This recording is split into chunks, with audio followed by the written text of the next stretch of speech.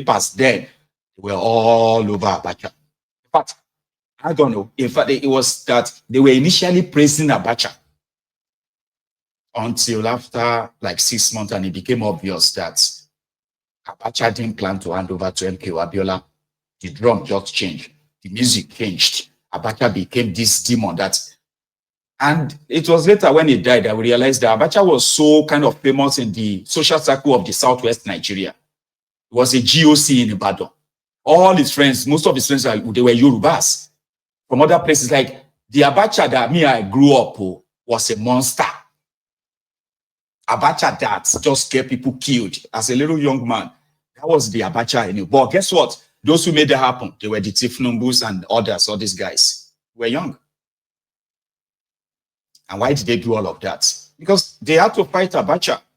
He has kicked them out of power. He's alienated them. You know what I mean? Like, it's about power. Just like you are witnessing today. There are those who were with Bokuwari, and those who were not with him. You see how those who were with him were defending? And those ones who are not, how vicious and all that they were. It was like that then too. So Tinubu ran to London. Other people ran away. Others who felt like they should stay, they stayed back. Most of them got arrested. Some of them got killed. Many others rotten. I mean, they like rot in jail. But that was when Tinubu and his gang managed to leave Nigeria. It was never for once declared wanted by Abacha. No, it was never wanted. I mean, they had to go and fight. That's when the Nadeko started. So they started talking, like, they started giving them asylums in different parts of the world. Some of them got asylums in the UK, in other parts of the world like that, right? That's, So Lamido shouldn't change the history. Tinubu is a crook, no doubt, but he was never in support of any annulment. And it was, in fact, after Abacha took over that they felt like Babangida didn't dissolve them. Babangida just annulled the election. And they said the transition, this will be announced later. That was it. It was Abacha that came back. How many months later? September to when again? Is it 17 days? I don't know. You see? But then Lamido Sanusi also had, no, sorry, it's not Lamido Sanusi. His name is Sule Lamido. So Sule Lamido also added this.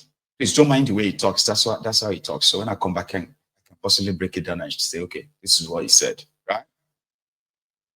Right. So listen. I am part of any arrangement, no matter about whatever nomenclature or name, to remove the current government of incompetency, of insecurity, of dividing the Nigerian family between North and South out of power. I'll go into any arrangement for that purpose. That's fantastic. But that doesn't particularly answer my question. Are you part of this particular arrangement? Ada? What I'm saying is this. You see, don't panic. You see, I'm not the kind of person who keep on panicking over issues. I don't panic. I walk with my eyes wide open. What I'm saying is that today in Nigeria, we've got a government which is dividing Nigerians along North and South, dividing Nigeria along ethnicity line, and also using institutions of the state in manipulating and controlling and coercing, the opposition. For instance, I just saw a program now of the governor of Akwa Ibom, and when I saw him speak, I just pitied him because he's somebody who 2 years ago was unknown in Nigeria, unknown by anybody, who was then honored and dignified by PDP and made a governor.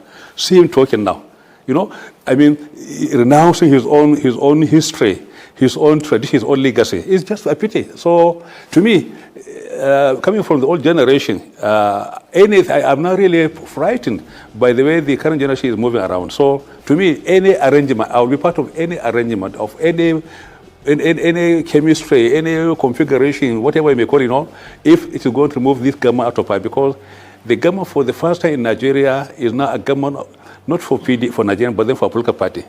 The entire government today in Nigeria is not for Nigeria, it's for political party. I mean, how do you imagine the president holding political party function of the APC in the villa, a very, very sacred place, which is the seat of Nigerian power for all Nigerians, holding party function in the villa. So you could see how low we have sunk.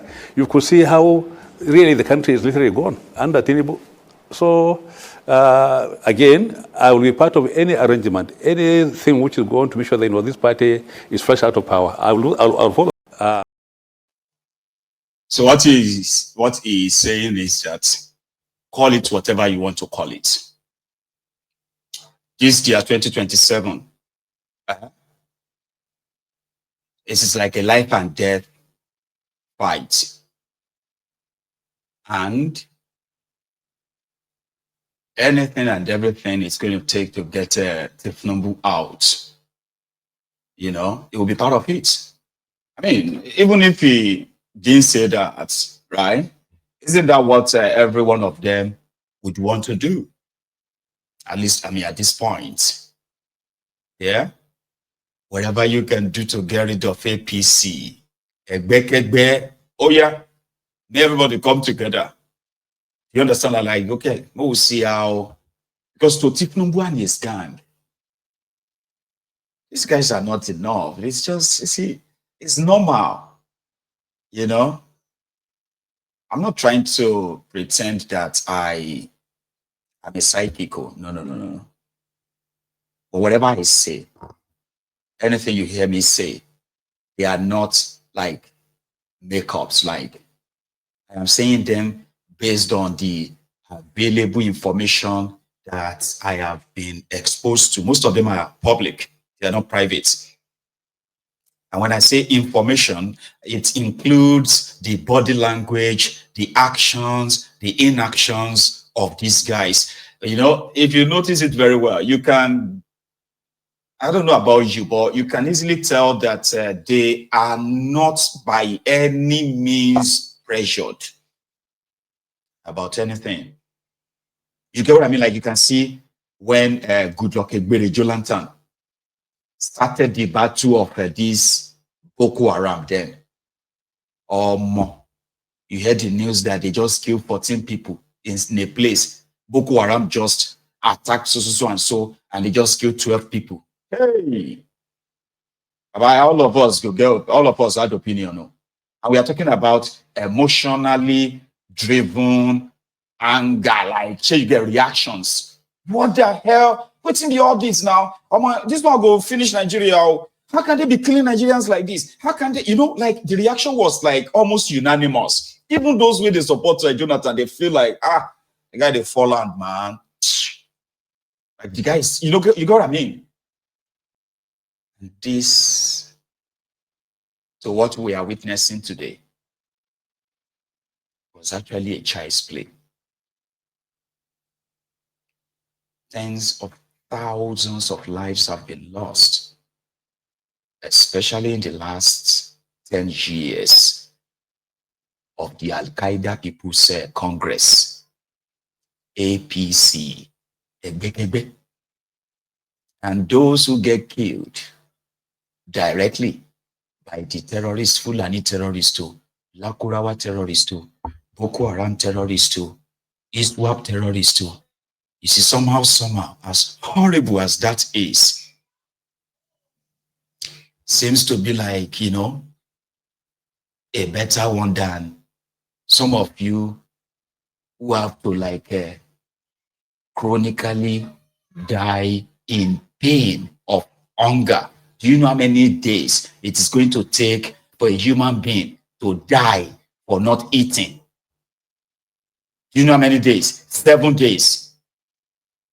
If you make count to 8 days, now only your toes could they breathe. So I imagine somebody died because they were hungry. Can you imagine the pain? Can you imagine until they get to a stage that they have become so weak that they can't breathe anymore? They have economically strangulated the people.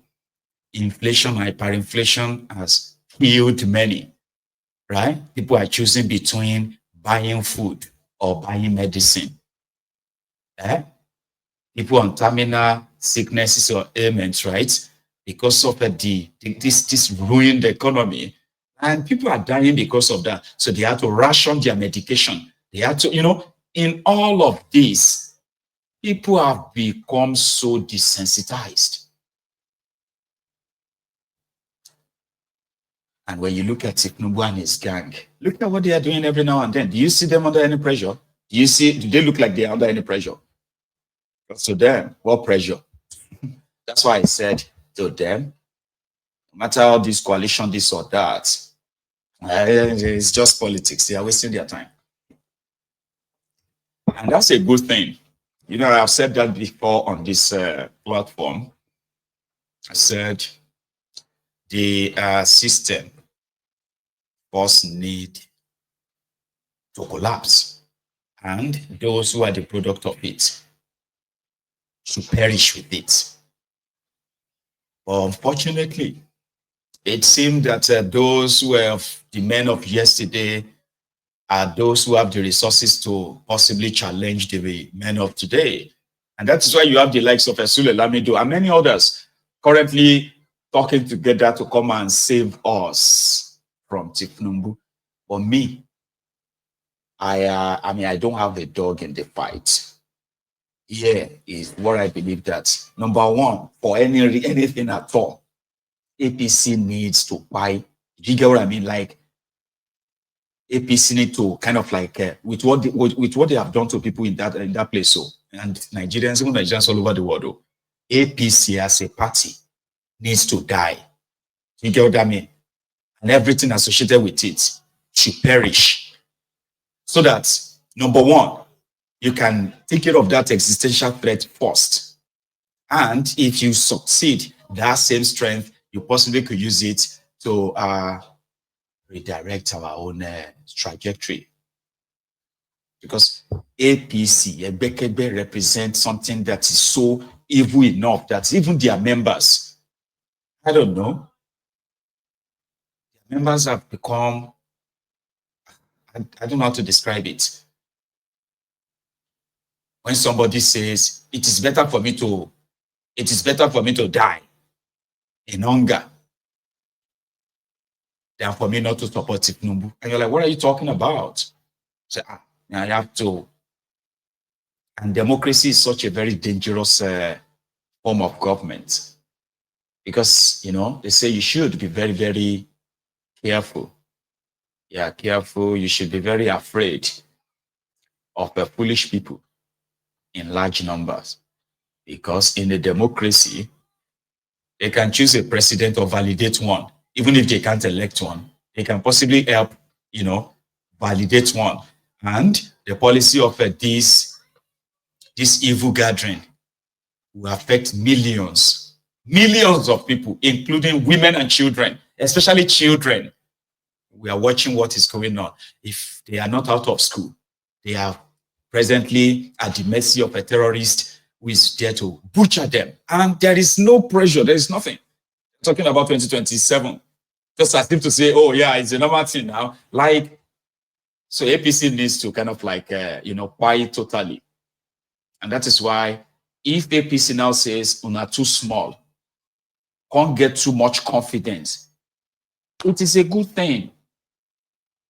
So that their overconfidence and everything, they will now trample on you. So if your coalition, you be everybody can become coalition, whatever it is. So, if you are indeed the coalition, there's no word like that, but if you are indeed coalition, you should be able to actually run Tinubu and his gang out of town when they pull that their weight, the weight that is giving them this confidence.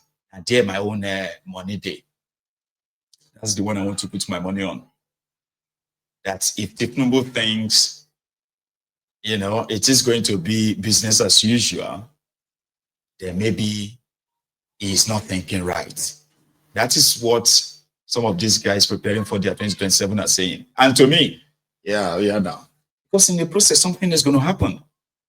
So a lot of us believe that except this contraption is indeed renegotiated among, you know, the what they call the federating units, it's nothing called one Nigeria in that regard.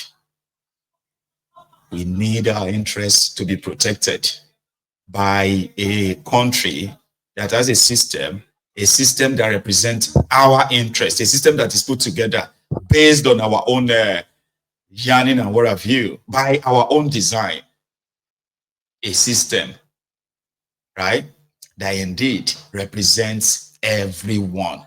And if anyone's kind of like own right or whatever is violated, there will be procedures to indeed follow and say, you know what, let's cut it off. Now, that kind of a thing to happen, this current one needs to die. But we seem not to have probably the immediate resources to do that, right? But again, there are many things that can happen that could lead to that, right?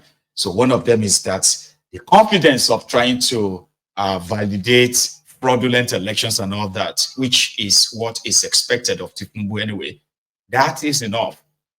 So whether you're going to accept it or you're not going to accept it, yeah, is probably waited to be seen. Okay, the people of Benue State continue to remind the rest of Nigeria that as much as, yeah, majority of our people have become so desensitized and somehow feels like whatever is going on in that part of Nigeria is probably none of their own business. Maybe it will be your business if you can think right. Because the criminals in power who don't really give a damn about anybody, right? They all have their own alternatives. They have places that, I mean, they have second addresses, even third, fourth, and even fifth. They also have citizenship of different places. Tinubu is a Guinean, apart from being your Nigerian, right? Tinubu is a Guinean. And I don't know if he is also British. No record of that. Sorry, no record of that. But he's a Guinean from Equatorial Guinea, a Guinea-Bissau, I don't know. But it's not a Nigerian, that's alone. So they all have their citizenship of other places, right? But for you, we don't have any. Benue, middle belt of Nigeria. Somebody said once the terrorists overrun the middle belt part of Nigeria, they will overrun the rest of Nigeria. I think I'm going to actually agree with him, except something happens, right? Listen to this. Now, that's for me, cosmetic, and it is face-saving.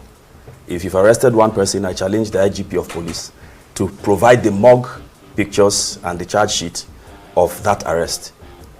Because 200 people were slaughtered, all right?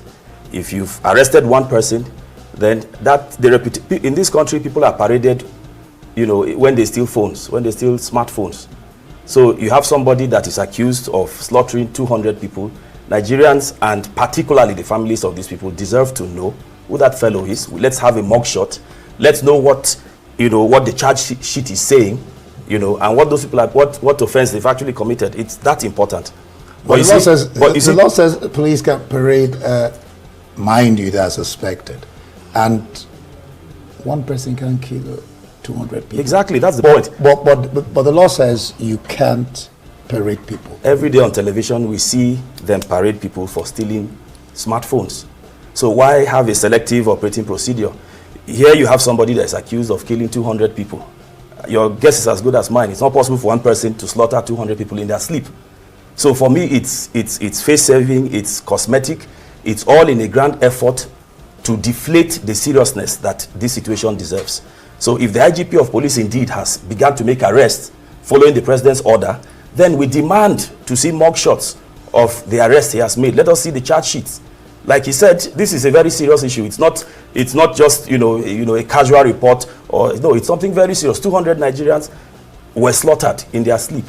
These people have citizens, they have rights as Nigerians. What crime did they commit? Is it because they were peasant farmers? These people are just trying to survive. But then, like I said, there's a grander conspiracy. In all of this. What's the grand conspiracy? What is happening in Benue? There's a lot of falsehood that is going around, and like I said, the whole idea is to deflate the seriousness of the matter. What is happening in Benue is not a communal conflict. It is a conspiracy of grand proportions. You have international actors that have been brought into the country to seize territory and transmit same to commercial interests. That is what we are facing here. And the truth of the matter is that, look, what is happening in Benue is just proof of concept. Benue is just a buffer. If nothing is done about this, if Benue falls, Nigeria will fall. It's only a matter of time. If these people overrun Benue, Enugu is next. I can assure you, we will have this conversation in another 5 years, and it will be a very sad story. So the earlier we understood the gravity of this situation and did the needful. I'm in agreement with him that what we need to do at this point is to deploy deadly force to smoke these people from out of their holes. That is how you respond to criminality. You don't analyze criminality. You respond. There should be consequence for bad behavior. Now that will be when those who are to carry out such punitive measures are not the same people sponsoring and benefiting from the chaos, from the bloodbath. A man told us.